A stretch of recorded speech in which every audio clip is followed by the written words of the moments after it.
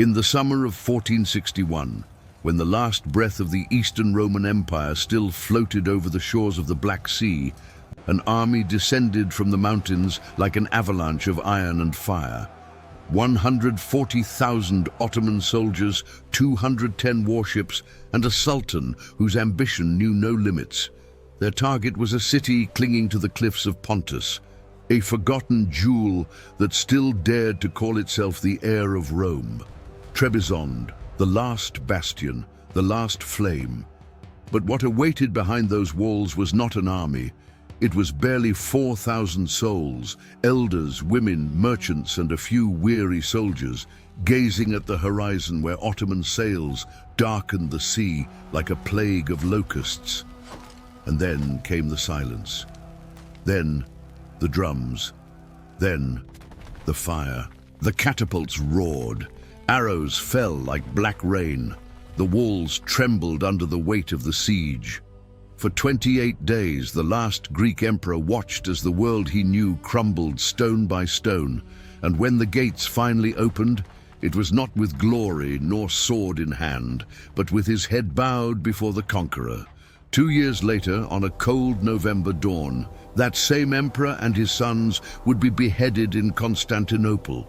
With them died something more than a dynasty. The last echo of the Roman Empire died, and the free Greek world would not exist again for nearly 400 years.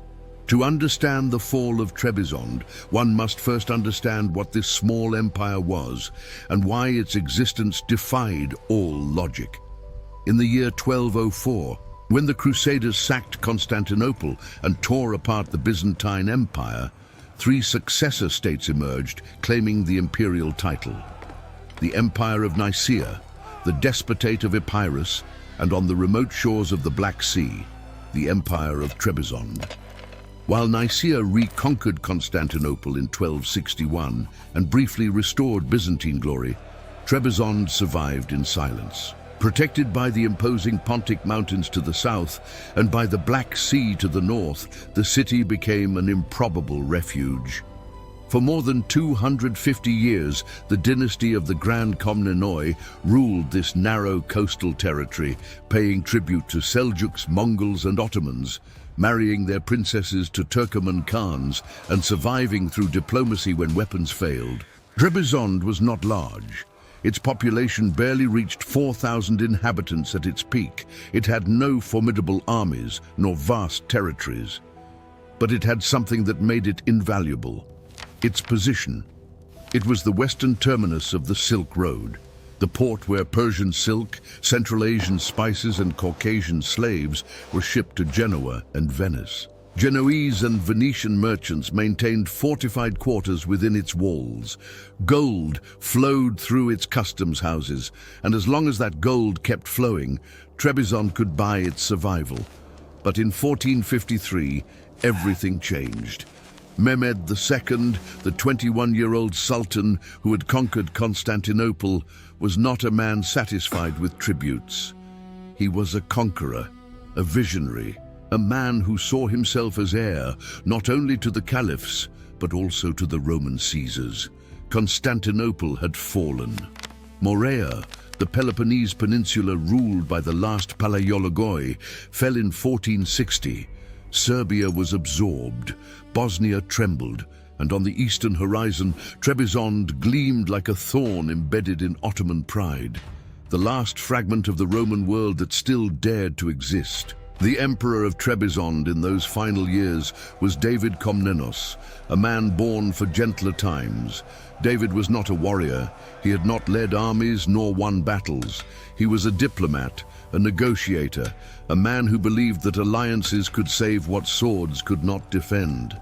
When his brother John IV died in 1459, David assumed the throne, hoping to weave a network of alliances strong enough to deter the Ottomans.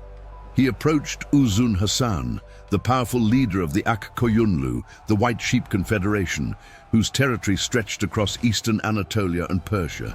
He offered his niece Theodora in marriage. He sought support from Georgia, from the emirs of Sinope and Karamania, even sent ambassadors to the courts of Europe speaking of crusades and the reconquest of Jerusalem. But David's words reached the wrong ears. Mehmed II heard the rumors of these alliances. Worse still, David made the fatal mistake of demanding that the Sultan reduce the tribute Trebizond paid annually. Uzun Hasan's envoys carried this demand to Constantinople with an arrogance bordering on insult. Mehmed's response was glacial. According to some sources, he simply said, "Go in peace. Next year I will bring these things myself, and I will settle the debt." According to others, he promised they would soon learn what to expect from him. Both versions meant the same thing: war was inevitable. In the spring of 1461, Mehmed began assembling the largest army that had ever marched toward eastern Anatolia. In Bursa, the former Ottoman capital, the forges blazed day and night. Soldiers arrived from every province of the empire: Janissaries in white turbans, the elite of Ottoman infantry; Sipahis, the fearsome heavy cavalry; Anatolian archers; siege engineers; and thousands of auxiliaries recruited from conquered peoples. Historical sources speak of 140,000 men, though modern historians suggest the actual figure may have been lower, perhaps between 60,000 and 80,000 effective combatants.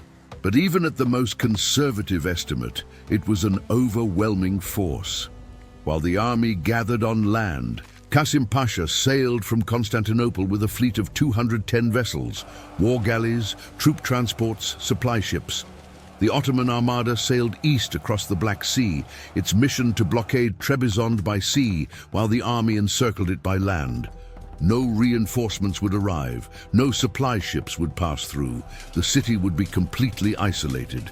The road to Trebizond was no ordinary route of conquest. The Pontic Mountains rose like a natural wall between the Anatolian plateau and the Black Sea coast. The peaks exceeded 3,000 meters. The valleys were narrow, the roads practically non-existent, the forests dense and impenetrable. No large army had ever crossed those mountains. Mehmed knew this would be the real challenge. Not the walls of Trebizond, but the terrain that protected them. The march began in mid-May. The army advanced first toward Ankara, then turned north toward Sinope on the Black Sea coast. The emir of Sinope, Ismail Isfendiaroglu, saw the Ottoman tide approaching and made the only sensible decision. He surrendered without a fight. Sinop, with its strategic port, fell into Mehmed's hands without a single arrow being fired. But the real test was about to begin. From Sinope, Mehmed could have sailed directly to Trebizond, but that would have left Uzun Hasan free to attack his rear. The Sultan was too cunning to make that mistake. He turned south, advancing into the lands of the Akkoyunlu, capturing the fortress of Koylu Hisar on the frontier. The message was clear: any alliance with Trebizond would have consequences. Uzun Hasan, calculating his options, sent his mother Sara Khatun to negotiate. Sara was a descendant of the Komnenoi, and she tried to dissuade Mehmed from continuing his campaign. "Why tire yourself, my son, for nothing better than Trebizond?" she asked. Mehmed replied coldly, "The sword of Islam is in my hand. I would be ashamed not to tire myself for it." Peace was signed, but Uzun Hasan was neutralized. Trebizond stood alone. Then began the march through the mountains, 35 days of crossing terrain that seemed designed to destroy armies. The Zigana Pass, at more than 2,000 meters elevation, was the only viable path to the coast. Rain fell ceaselessly. The trails became rivers of mud. Horses slipped, fell, died. The chronicles relate that Mehmed had to abandon his horses and load supplies onto 800 camels he had brought precisely for this contingency. A camel could carry 136 kilograms, but it also needed more than 4 kilograms of grain and nearly 40 liters of water each day. The logistics were a nightmare. Soldiers marched with water up to their knees. Supply wagons got stuck in swamps that seemed bottomless. Engineers cut trees to build improvised roads that the mud devoured hours later. Men died of exhaustion, disease, accidents on the precipices. And yet, the army kept advancing. Ottoman discipline, forged in decades of conquests, did not break. Every morning, the drums sounded and the columns set out. Every night, camps were erected with military precision. Mehmed rode among his men, sharing their hardships, his presence a constant reminder that there was no turning back. Meanwhile, in Trebizond, Emperor David watched the horizon with growing desperation. The Ottoman fleet had appeared at sea weeks before, blockading the port, cutting off all communication with the outside world. The Genoese and Venetian ships that normally docked in the harbor had fled. The alliances David had woven so carefully now revealed themselves as threads of smoke. Georgia sent no troops. Uzun Hasan did not move. The emirs who had promised aid remained silent. Trebizond stood alone, and David knew it. The city was small, but its fortifications were formidable. Stone walls surrounded the urban core, reinforced over centuries. To the east and west, deep ravines protected the flanks. The citadel, atop the hill, contained the imperial palace and government buildings. The walls had resisted Turkish attacks for decades. In 1442, Murad II had attempted to take the city by sea and failed. In 1456, the Ottoman governor of Amasya had attacked the suburbs, but the main walls had held. But this time was different. This time it was not a raid, it was total conquest, and the defenders were pathetically few. The chronicles speak of a population of barely 4,000 inhabitants. Even if every man capable of holding a weapon climbed the walls, the number would be insignificant against the Ottoman tide. The ratio was 35-1. There was no real military hope. Only the hope that the mountains would destroy the army before it arrived, or that some diplomatic miracle would save the situation. In mid-July, scouts brought news that froze David's blood. The Ottoman army had crossed the mountains. The first units were descending toward the coast. The impossible march had succeeded, and now the monster was at the gates. On July 15, 1461, the first Ottoman troops appeared in the hills surrounding Trebizond. The city's inhabitants, who had lived for weeks under the naval blockade, now watched as the siege was completed by land. The fields around the walls burned. Smoke rose toward the sky like an omen of what was to come. Drums resonated across the valley, a constant beat that ceased neither day nor night. Mehmed established his camp in the hills south of the city. His tent, a pavilion of green and gold silk, rose like a beacon of power. Around it, the Ottoman camp grew like a temporary city, with its own streets, markets, and improvised mosques. Janissaries stood guard. Engineers inspected the walls, searching for weak points. Artillerymen prepared their cannons, though sources suggest most of the heavy weapons had to be abandoned in the mountains. The siege was not a frontal assault. Mehmed had learned in Constantinople that walls could be conquered, but at a terrible cost in human lives. In Trebizond, he opted for a different strategy: strangulation. The fleet blocked the sea. The army encircled the land. No supplies entered, no messages left. Every day, the Ottomans lit great torches at night, shouted en masse to terrorize the defenders, issued ultimatums promising death and slavery to those who resisted. The psychological tactics were relentless. The defenders saw the size of the enemy army, so vast it seemed to cover the hills like a tide of steel. They heard the stories of what had happened in Constantinople just 8 years before: the 3 days of sacking, the massacres, the thousands of slaves taken to the markets of Anatolia. The Ottomans made clear there were 2 options: surrender and keep your life and movable property, or resist and face total destruction. Inside the walls, the debate was agonizing. David gathered his council. Some nobles advocated resistance to the end, remembering the example of Constantine XI, who had died fighting on the walls of Constantinople. Others, more pragmatic, pointed to the mathematical reality. 4,000 souls against more than 100,000 soldiers. The walls were strong, but the defenders were too few to cover the entire perimeter. No reinforcements were on the way. The alliances had failed. To resist meant to die. The man who tipped the balance was George Amirutzes, the logothete of the empire, one of David's closest advisors. Amirutzes was a humanist, a scholar who had represented Trebizond at the Council of Florence. He was also a practical man. He argued that surrender was the only sensible option. Given the known practice of the Turks with cities that resisted, he pointed out, to surrender was to give good counsel. Some later historians would accuse him of treachery, but the logic was undeniable. Trebizond could not win. The only question was how many lives would be lost before the inevitable. On August 15, 1461, exactly 1 month after the siege began, David Komnenos made his decision. He sent emissaries to Mehmed's camp. The negotiations were brief. The treaty established that David would surrender Trebizond to the Sultan. In exchange, he would receive lands in the Strymon Valley near Ceres in Macedonia, with an annual income of 300,000 silver coins. He could keep his movable goods and his retinue. His family would not be harmed. It was a surrender, but a surrender with conditions.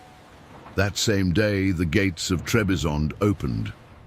Mehmed II entered the city on horseback, followed by his janissaries and his court. His first action was to go to the church of Hagia Sophia, the most important temple in the city, and pray. From that moment, the church would become a mosque, known as Yeni Kuma, the New Friday Mosque. The Empire of Trebizond, which had survived 257 years, ceased to exist. The irony of the date did not escape the chroniclers. August 15th, 1461 was exactly the 200th anniversary of the day when Michael VIII Palaiologos had reconquered Constantinople from the Latin Empire in 1261. 200 years before, that day had marked the restoration of the Byzantine Empire.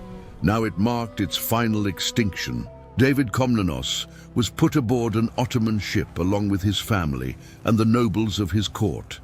George Amirutzes also traveled with them, though his fate would be different. The Sultan recognized his talent and employed him at the Ottoman court, where he would help translate Ptolemy's geography. The population of Trebizond was divided into 3 groups. Some were assigned to serve the Sultan and his officers, others were deported to Constantinople to repopulate the capital, and the rest were allowed to remain in the city's suburbs under Ottoman rule. David and his family were settled first in Adrianople, the secondary capital of the empire, and then on lands near Ceres. For a time, life seemed to continue. David retained the title of emperor. Though he no longer had an empire, he received his pension. His family was intact. But Mehmed was not a man who left loose ends. David, as a descendant of the Komnenos dynasty, which had ruled the Byzantine Empire for centuries before ruling Trebizond, was too powerful a symbol. He was a potential rallying point for any future Greek resistance. And the Sultan waited patiently for the opportunity to eliminate him. The opportunity came in 1463.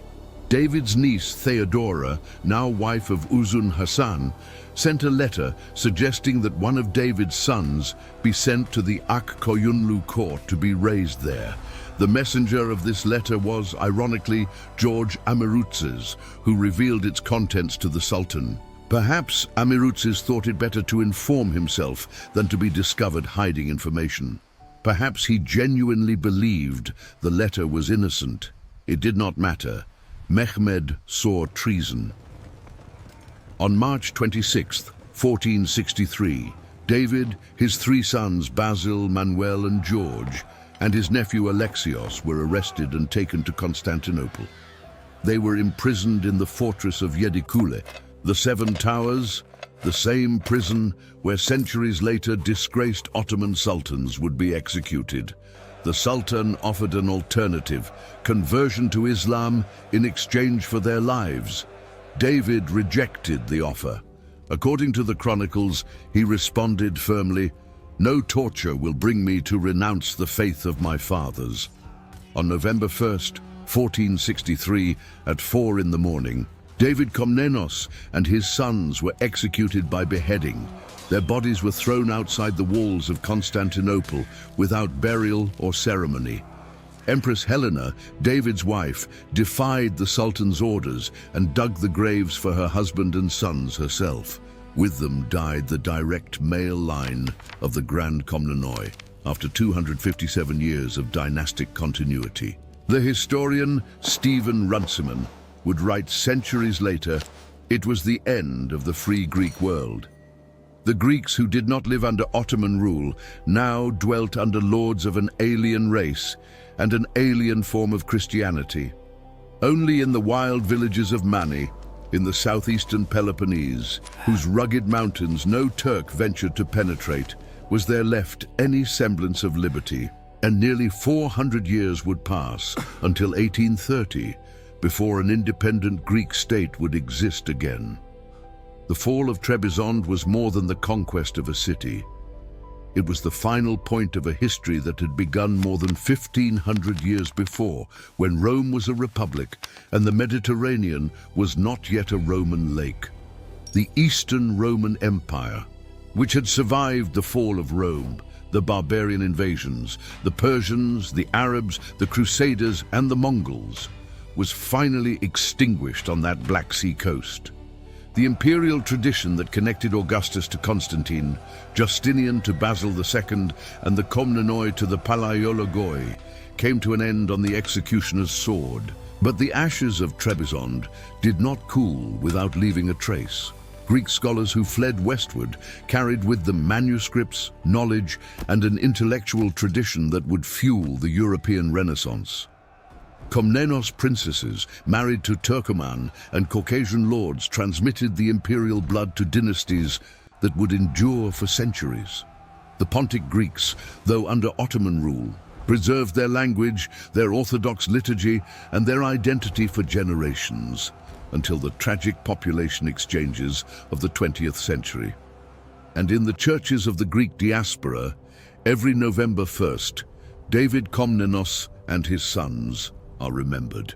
In 2013, the Holy Synod of the Patriarchate of Constantinople canonized them as martyrs of the faith. The last emperor of Trebizond, who died not as a warrior but as a witness to his faith, finally found his place in the calendar of saints. The walls of Trebizond still stand today, though the city is now called Trabzon and its inhabitants speak Turkish. The monastery of Hagia Sophia, converted to a mosque and then to a museum, holds 13th century frescoes showing Christ Pantocrator gazing from the dome toward a world he would no longer recognize. The harbor where Genoese galleys once docked laden with Persian silk now receives modern cargo ships. The Pontic Mountains still rise to the south, as imposing as when Mehmed crossed them with his army of camels and exhausted men. And every August, when the sun falls over the Black Sea with the same golden light that illuminated the banners of the last emperor, the wind seems to whisper forgotten names: David, Basil, Manuel, George, Alexios, the last Komnenoi, the last Romans, the last free men of a world that vanished forever on a November dawn when the sword fell and silence covered the centuries. For empires rise and fall, but the echo of their fall resounds eternally. And in the stones of Trebizond, in the pages of the chronicles, in the prayers of the faithful, that echo still endures. A reminder that there was a time when Rome still existed, clinging to a cliff above the sea, refusing to disappear until the last dawn found it gazing eastward, waiting for a rescue that never came.